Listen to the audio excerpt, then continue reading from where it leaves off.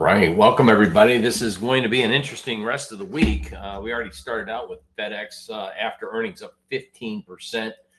And this is going to be even more of a interesting week with the big boxing match of the presidential candidates, or let's just say the potential for the next 4 years, man in charge of potential fiscal policy changes, right?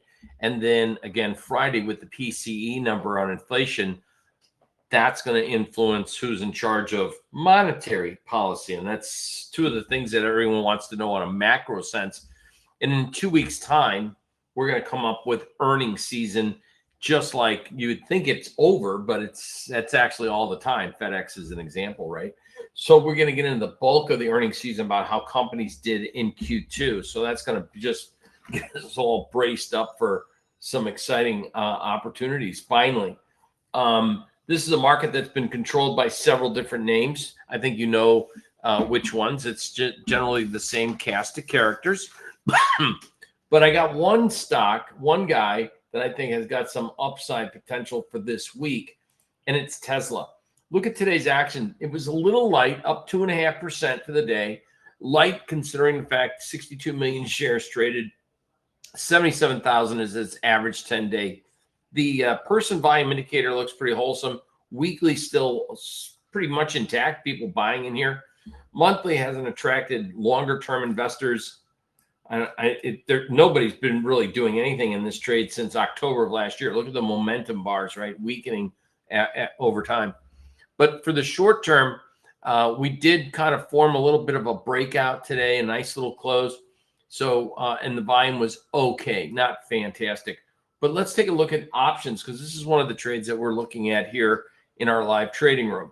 And first, we'll go over here to trade. And one thing I noticed for this Friday option expiration, there's obviously, now someone may have done a day trade here today, but 122,000 based on 34,000 open interest. So that's some pretty sizable, unusual volume activity that people are banking maybe an overnight or a swing trade for more upside in Tesla. If someone bought the option, let's say closer to the midpoint of the day session, they paid $1.50 for it.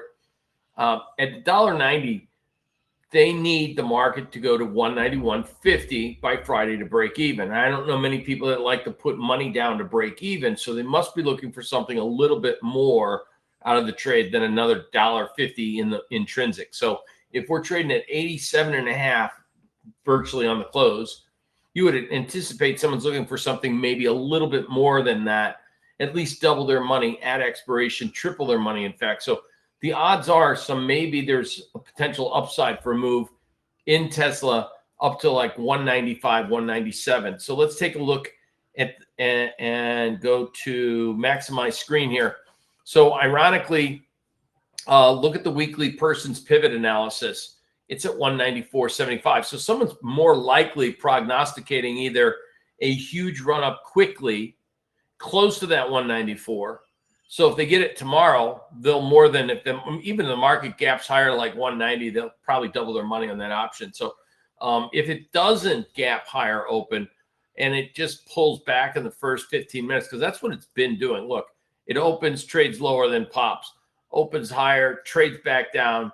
Then in 2 days later, it pops, opens, trades lower, rallies at the end of the day.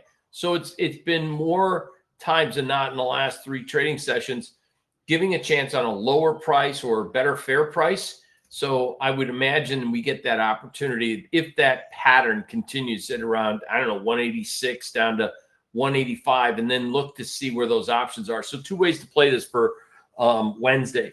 A, if it gaps higher, you know not to really join the trade. Wait patiently for a pullback and keep your eye on it.